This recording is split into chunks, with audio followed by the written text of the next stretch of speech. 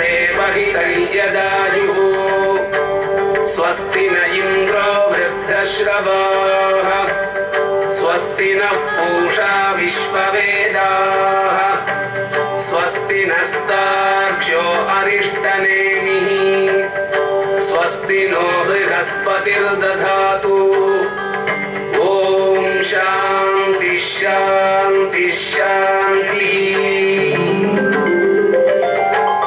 ॐ वाममद्यसवितर्वाममुष्वो दिवे दिवे वाममस्मभ्यगुंसावीः वामस्य हि क्षयस्य देवभूरेरया धिया वामभाजस्यामा यदन्हा अत्कुरुते पापं तदन्हा अत्प्रतिमुच्यते यद्रात्र्या अत्कुरुते पापं तद्रात्र्या अत्प्रतिमुच्यते। நேயர்களே,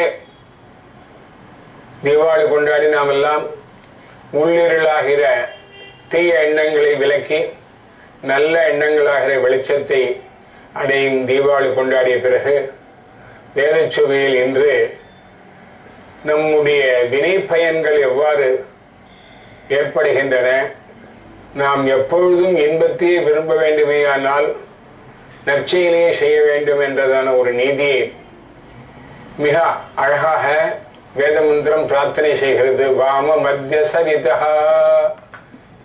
சவிதா என்றால் எல்லோர் உள்ளும் இருந்து தூண்டக்கூடிய இறைவனுடைய சக்திக்கு சவிதா என்ற பெயர்.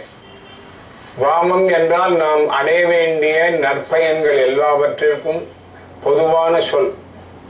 இன்றும் நமக்கு எல்லா நற்பயனும் ஏற்பட வேண்டும். வாமம் முஷ்வோ திவே திவே வாமம்.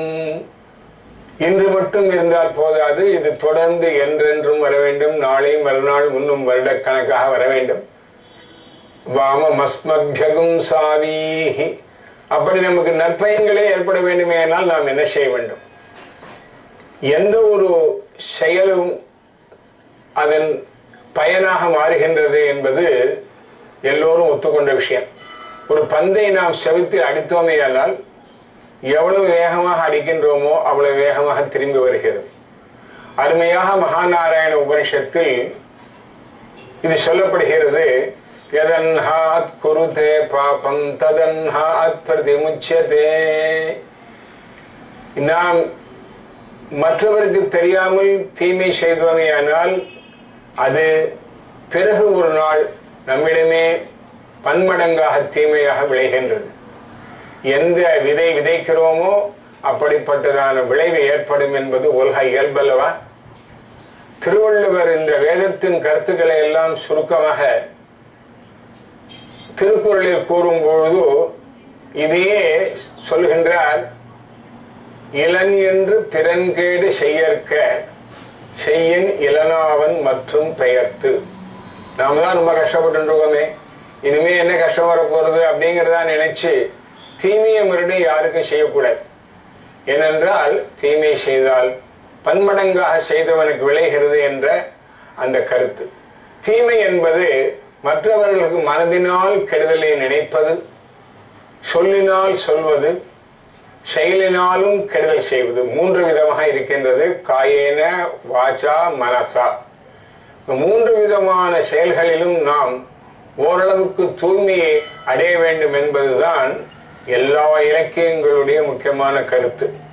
அதில் மற்றவர்களுக்கு தீமை அல்லது இடையூறு செய்யாமல் இருப்பது என்பது நம் முன்னோர்களிடத்தில் சான்றோர்களிடத்தில் எப்படி இருந்தது என்பதை வேத கருத்துக்களை அழகாக எடுத்து சொல்லும் உலக மாமேதை என்றும் உலக மகா சக்கரவர்த்தி என்றும் சொல்லப்படும் காளிதாசன் தனது சாகுந்தல நாடகத்தில் இந்த மந்திரத்தின் விளக்கம் போல் அருமையாக சொல்லுகின்றார்.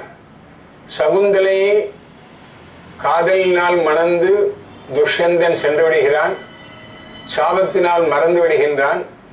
பிறகு அந்த சகுந்தலையை அவருடைய வளர்ப்பு தந்தையான கண்வர் அனுப்பும் பொழுது சகுந்தலையின் இயல்பை சொல்கிறார். அது நம்முடைய பண்பாட்டின் மிக எடுத்துக்காட்டாக உள்ளது.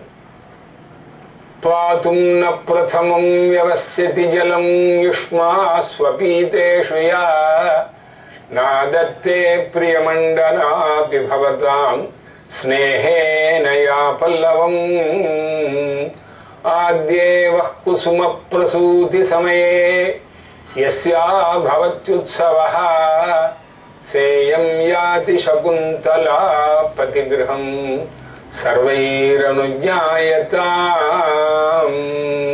நம் உற்றார் உறவினர்கள், நமக்கு வேண்டியவர்கள், தெரிந்தவர்கள் என்று மட்டும் நாம் தீமை செய்யக்கூடாது என்பதல்ல.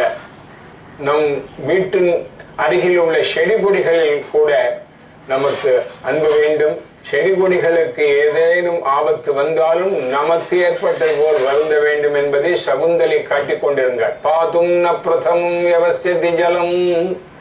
செடி கொடிகளுக்கு நீர் பாய்ச்சாமல் அவள் காலையில் தண்ணீரும் அருந்துவதில்லை. தண்ணீரும் அருந்துவதில்லை என்றால் காப்பியும் குடிப்பதில்லை என்று வைத்துக் கொள்வோம். அவைகளுக்கு தேவையான உணவை கொடுத்து விட்டுதான் அருந்துவாள். நாதத்தே பிரியமண்டனாபி பவதாம். பெண்களுக்கெல்லாம் அணிகலன் செய்து கொள்வதில் மிகவும் சந்தோஷம். அதிலும் பூக்களை அதனுடைய இதழ்களோடு சேர்ந்து வைத்துக் கொள்வது என்பது அவர்களுக்கு பிடித்தமான ஒரு விஷயம். அதனால்தான் நம்ம இன்றைக்கு கூட ரோஜா பூவெல்லாம் அந்த இதழோடு இருந்தும் விலை கூட சொல்றோம். இந்த பச்சையும் இந்த கலரும் வரணும். அப்படி தன்னுடைய அலங்காரத்தில் ஆசை இருந்தாலும் இதழ்களுக்கூட அந்த இலையும் எடுத்தால் செடிக்கு மிகவும் வருத்தம் ஏற்படும், கஷ்டம் ஏற்படும் என்று நாதத்தே பிரியமண்டனாபி பவதாம் ஸ்நேகேன யா பல்லவம். தளிரை கூட கிள்ளுவதில்லை என்றதான ஒரு பெரிய விஷயம். அது மட்டும் இல்லாமல் தான் வளர்த்ததான செடி கொடிகளுக்கு ஒருவேளை பூக்கள் ஏற்படாமல் இருந்ததேயானால் இவளுக்கு சாப்பாடு வேண்டியிருக்காதாம். ஆத்யேவ குசும பிரசூதி சமயே யஸ்யா பவத்யுத்சவஹ. தெய்வங்களுக்கு வேண்டி உரங்களை இட்டு விசேஷமான பராமரிப்பை செய்து அந்த செடிகளில் மொட்டு வந்து விட்டால் அன்றைய தினம் அவளுடைய வீட்டில் பெரிய விருந்து எல்லோருக்கும். ஆத்யேவ குசும பிரசூதி சமயே யஸ்யா பவத்யுத்சவஹ. பெரிய திருவிழாவாக கொண்டாடுவாள் என்கிறாள். ஆக நம்முடைய சான்றோர்கள் முன்னோர்கள் எல்லாம் நமக்கு எவ்வாறு எடுத்துக்காட்டாக இருந்தார்கள் என்றால், சூழ்நிலையை காப்பதிலும் இதற்கு மிகவும் முக்கியமான பங்கு இருக்கிறது. செடி கொடிகள் தான் நமக்கு எல்லாம் நல்லது பயக்கின்றன என்று இப்பொழுது கூட எல்லோரும் எல்லா விதமான ஒரு கவர்மெண்ட்ல ஆளுகள்லாம் கூட வீட்டிற்கு ஒரு செடி நடுவோம் என்று ஆரம்பிக்கின்றார்கள். ஆகவே நம்முடைய சுற்றுப்புற சூழ்நிலையை செடி கொடிகள் மிகவும் நல்லது செய்வதால் அதற்கு கூட ஹிம்சை செய்யக்கூடாது என்று நினைத்துக் கொண்டிருந்ததாக நம்முடைய பெரியோர்கள் எல்லாம் சொல்கிறார்கள். இந்த மரபு இருந்திருக்கு. இதேதான் சுருக்கமாக சூத்திரம் போல் சொன்னால் மா ஹிம்ஸ்யாத் சர்வா பூதானி. அருமையான நீதி ஸ்லோகத்தில் இந்த வாக்கியத்தை விளக்குகிறார்.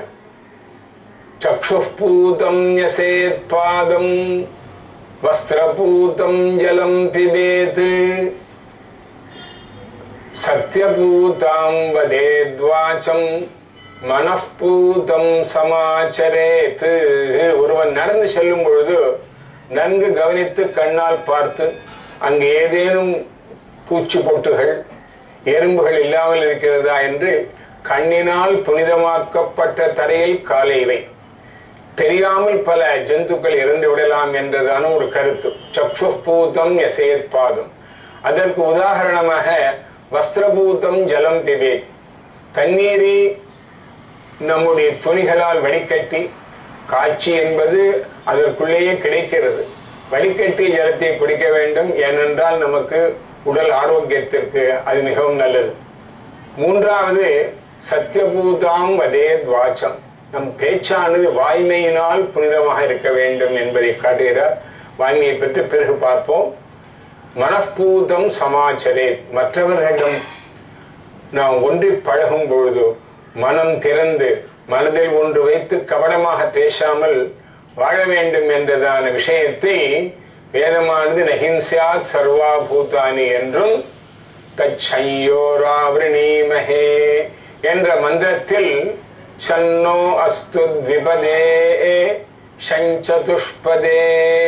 இந்த மாதிரி ஒரு விதமான ஒரு எண்ணமானது நம்முடைய பாரதிய கலாச்சாரத்துல பண்பாட்டுல ஊறி இருக்கிறது. என்னவென்றால், நான் மட்டும் வாழ வேண்டும் என்றதான குறுகிய எண்ணம் இல்லாமல் நம்மோடு இருக்கக்கூடிய பிராணிகள் எல்லாமே மிகவும் நன்மையை அடைய வேண்டும் என்ற உயர்ந்த கருத்து. அவ்வாறு இல்லாமல் அவைகளுக்கு அவை நம்மிடம் எதிர்க்கவில்லை என்பதற்காக தீமை செய்தோமேயானால் கட்டாயம் அந்த தீமையானது நமக்கு ஏற்படும் என்பதில் சந்தேகமே இல்லை. இதை அழகாக திருவள்ளுவர் கூறுவதை காண்போம். தீயவை தீயவை தீய பயத்தலால் தீயவை என்று அழகாக அந்த குரல்ல தீய செயல்கள் என்பது நமக்கு தீயை போல், நெருப்பை போல் சூட்டையும் புண்ணையும் ஏற்படுத்தக்கூடியது.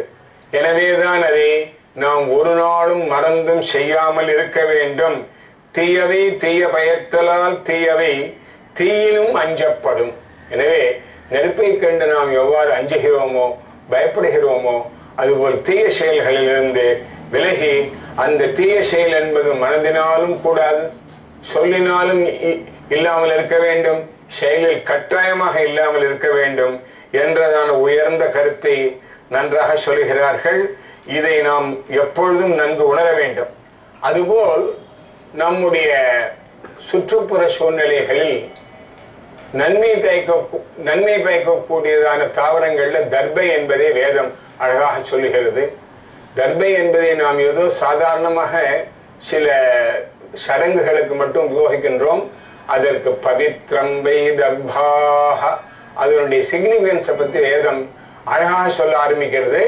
இந்திரோ பிருத்ரமஹன் சோபஹ அப்யம்ரியத தாசாயன் மேத்யை யஜ்ஞி யகும் சதேவமாசீத் என்று கதை சொல்லி இந்திரனும் பிருத்ரனும் சண்டை போட்டு, பிருத்ரன் என்பவன் தீய செயல்களுக்கெல்லாம் எடுத்துக்காட்டாக வந்த ஒரு அசுரன். அவனை வதம் செய்த பொழுது அவனுடைய தலையானது வெட்டப்பட்டு ஒரு நீரில் விழுந்தது. நதி நீரில் கரையில் விழுந்த உடனே அந்த நீரில் உள்ளதான விசேஷமான சக்திகள் எல்லாம், யாகத்திற்கு தேவையாக உள்ளதெல்லாம் கரையோரம் ஒதுங்கி அவைதான் தர்பையாக ஏற்பட்டன. எனவே அந்த தர்பையில், அந்த புல்லில் பலவிதமான சக்திகள் இருக்கிறது என்று இதை நாம் அடுத்த வாரம் தொடர்ந்து காண்போம்.